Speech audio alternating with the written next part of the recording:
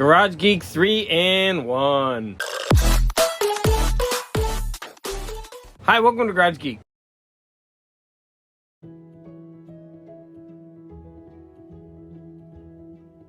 Some of my favorite YouTubers are into prog and especially Marillion. I'm going to give you a hint at one of them. Well, the one that I'm going to talk about today is Clutching at Straws. Let's go ahead and hear what No Solution has to say about this album. So Clutching at Straws is the final album with Fish. You can read it as his kind of his resignation letter from Marillion. Most of the lyrics about how he's tired of being in the band. Fantastic songs. The opening trilogy, Hotel Hobbies, Warm at Circles, and That Time of the Night. Just such a fantastic opener for the album. They still, even with the current incarnation of the band, they still play that on occasion. An awesome album, front to back. Not the album I would recommend to start with Marillion, but my favorite of the Fish era. Clutching at Straws is Marillion's fourth album, and it was put out in 1987. That means that this band was super famous in the 80s, and I knew nothing about them. And this is a concept album, and it's kind of proggy. So like I said, this is their fourth album. It came out in 1987, and it is the last album with the lead singer, Fish. This album has amazing reviews, and the singer Fish's voice is described as a conflagration of Roger Daltrey and Peter Gabriel. I definitely heard Peter Gabriel and Genesis all through this. His lyrics are described as poetic prose. The cover art on this is not prog at all. It was very interesting to me, so when I researched it, I found out that the sleeve artist, Mark Wilkinson, was really pressured by the record company to get this done quickly. It didn't turn out at all the way he wanted it. He still is not satisfied with it. He hated the results. And what it shows is a British pub, and on the front cover, we have Robert Burns, Dylan Thomas, Truman Capote, and Lenny Bruce. And on the back cover, including the band, we also have John Lennon, James Dean, and Jack Kerouac. So this is a concept album that is basically about a man who drinks, can't get his life together, and is going through hell, going from bar to bar. There's probably more to it than that, but on my superficial listenings, I didn't get deeper than that. If you really want to enjoy this album, you're going to have to sit with this album and you're going to have to let it grow on you. The first time I heard it, I made a big mistake. I put it in my list from Spotify and I didn't realize it. It was the extended version, and it had, not only did the original CD have bonus tracks, but then there was a whole other CD filled with bonus tracks, live tracks, and it was just too much for me. And it was like a wall of sound. After a while, I just was like, and I had to go in and get rid of all the tracks, the extra ones, not because they were bad, but it was just too much. Actually, some of the bonus tracks were nice, but I decided to keep this review just to the original album. And even the original album had an extra track inserted into it, but I kept that on. So my favorite tracks were from the second side. So to me, it seems like the second half of the album is better than the first. I think the first kind of builds up. It's not that the first side is bad. It just seemed like the second side seemed a little bit more catchy. My favorite song in the album is called the Torch Song. Another song that I really like is Incommunicado. So I was warned by No Solution that this is an album that probably isn't the best place to start with Marillion, and he was probably right. I know if I listen to this album a lot more, it will grow on me even more.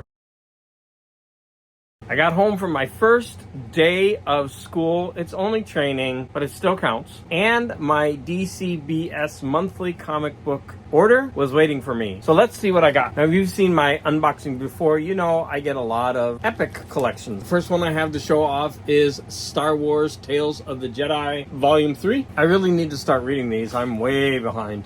This is Epic Gold, The Amazing Spider-Man, Volume 9, 1975 to 1979. This is some of the best. That is one of my favorite covers. I love how the Jackal is gleefully throwing Spider-Man off the bridge. This has a lot of importance. Oh, look, there he goes. When it comes to the Gwen Stacy story, if you watched my video on that, this is just so awesome. We have two more epic collections. We got Thor, Hell on Earth. This is volume 22 from 1994-95. I'm going to say that this stuff is not gold.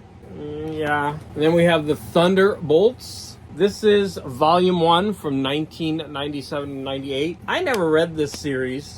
I wasn't into comics in the late 90s. Yeah, just thumbing through it, the art looks awful. We'll see. But I'm an epic completionist. I have Daredevil Volume 4. Now, I have a lot of these in the floppies. This is collecting Daredevil 2019, 31 through 36. And Daredevil Woman Without Fear, 1 through 3. So this is by Chip Zdarsky. Yeah, this run has actually been astounding. Now, I haven't read this far, but I was actually reading these in the floppies. It's a really good run. I've got a Shudder magazine, and that is number 12. And I have Doctor Strange Fall Sunrise in this. Let me open it up. So here's the Shudder magazine. Doctor Strange Fall Sunrise. Now, I'm going to say right off the bat that this art is trippy. I don't know what to think about this yet. I'm very, very much looking forward to reading it. It's just, yeah, the art throughout this thing is trippy. Then I got my floppies. Here we have a Harlequin cover by Jenny Frison. Remember, see which one is your favorite. Elvira in Monsterland. That's for my husband. Here's another Jenny Frison cover. Another Jenny Frison cover. I guess I like Jenny Frison. That's, to me, just pretty disturbing art. Batman Superman's World's Finest. I just liked the harkening back to the 60s for that cover. Darkwing Duck for my husband. Red Sonja by Jenny Frison. Something Epic. I just thought that was a really neat cover. And this is by an independent. Oh no, this is Image. A Betty Page cover. I don't often buy these, but I really liked that cover. Batman Scooby-Doo Mysteries. Looney Tunes. Those, of course, are for my husband. Here is an X-Men 101 facsimile edition. Amazing Spider-Man 29. That's a cool cover. This one was called Good Deeds. I just thought, wow, look at that art. There's another Scooby-Doo for my hubby. And another one for my hubby. Scar. Don't forget to put your favorite cover down in the comments. Part 3 of this video is I'm going to go over this comic. I put up a poll and I put up 4 choices. Maybe 4 was too much. I got 16 responses and it's almost equal across the board, except the George Perez is in the lead with 31%. The other ones, it's like 25, 19, 25, 31. Like, they're all really close. Rachel's Ghost wanted me to do this one. When VC Royalty asks you to do something, you don't say no. And so I am going to do this. I will dedicate a separate video to the one that wins. Okay, here we go. There, I took it out of its Mylar. Important comics, key issues. This is not a key issue. It's not listed as a key issue. So you're going to ask yourself, well, why would you pick it? This is one of those comics that is ingrained in my psyche from a kid. And I'm going to explain why, and I think that's important because when people read, certain things stick with them. Like when you watch a program when you're young or a movie, there are certain images or things that stick with you. And so I'm going to talk about why I feel that this is a key issue. Now, we have on the cover Daredevil and the Torpedo fighting with a family huddling in the side. And we got this crazy art, like Daredevil's hand is going like this. Now, I didn't find who did the cover art, but the interior art is Bob Brown and Klaus Janson. Now, Klaus Janson worked a lot with Frank Miller on his run of Daredevil. I reread this to prepare for this video, and there's a lot of really strange elements to this. In this issue, Daredevil is really presented as a Spider-Man knockoff. He quips with the villain almost non-stop. And so much so that that's what starts the main battle, which is going to end this. First of all, like, look at that pose. It's just ridiculous. So the Torpedo is being wrongly accused. This is part 2 of a comic. The man in this suit is being wrongly accused of a crime, and Daredevil won't listen to him. Now, Daredevil has heightened senses, but because of the tornadoes, jetpack, and turbines, it's covering up the heartbeat, and he can't tell whether the Torpedo is lying or not. Now, as a kid, I thought the Tornado was one of the coolest villains, even though he's not a villain. But what's really ridiculous is that the Tornado has tutus on his wrists and ankles. Let me show you where he has them on his ankles. Here's a good picture of him. So, as you can see, he's got these, like, They're like tutus. And they're supposed to be engines, or maybe they're just supposed to help with the airflow. I don't know. It doesn't make sense, because I would think that if you even turn slightly with your feet or your hands, it would make you go off in a weird direction. So like I said, Daredevil seemed really out of character in this. He acted like Spider-Man. Now I'm going to say that the art throughout this is decent to great and very dynamic. I want to show you this series of panels where the Torpedo is flying toward this mansion.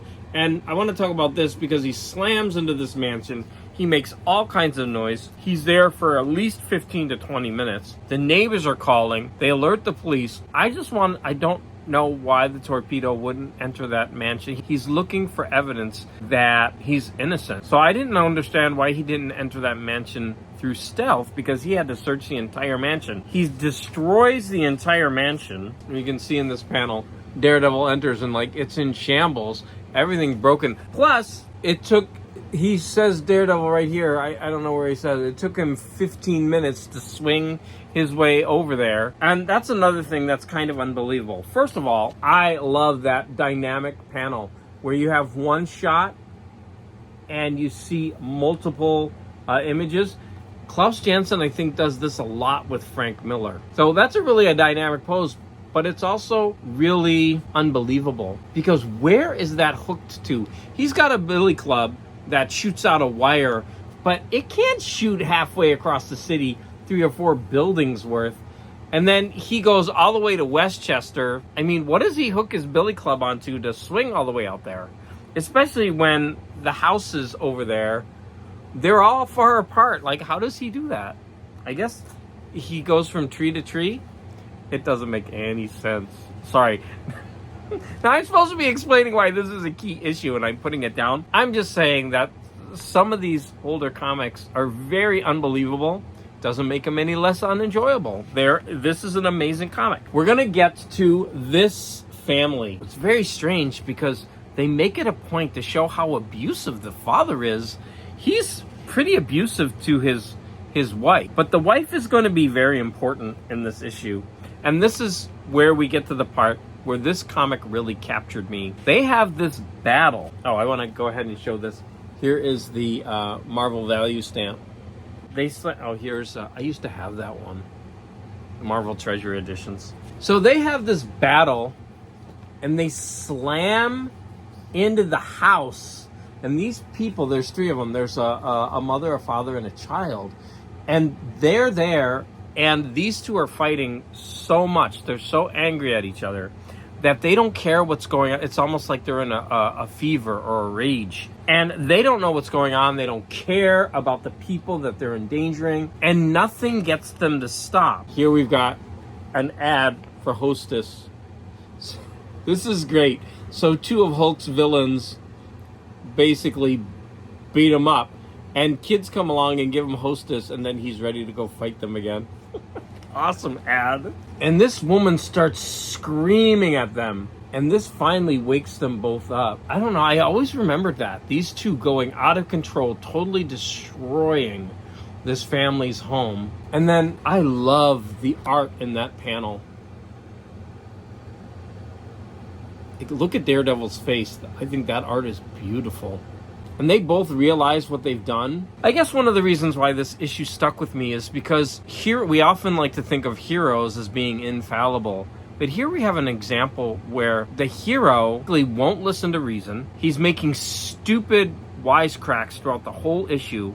And he won't listen to the other person who's trying to defend himself, against criminal allegations. And then he goes into a frenzy and destroys a family and could have killed them quite easily. And I guess it always stuck with me because it's so different from the idea of what we're supposed to think of as the way heroes act. That's why I'm going to say that Daredevil number 127 is a key issue. I'm going to end the video here, and I want to thank you for your support.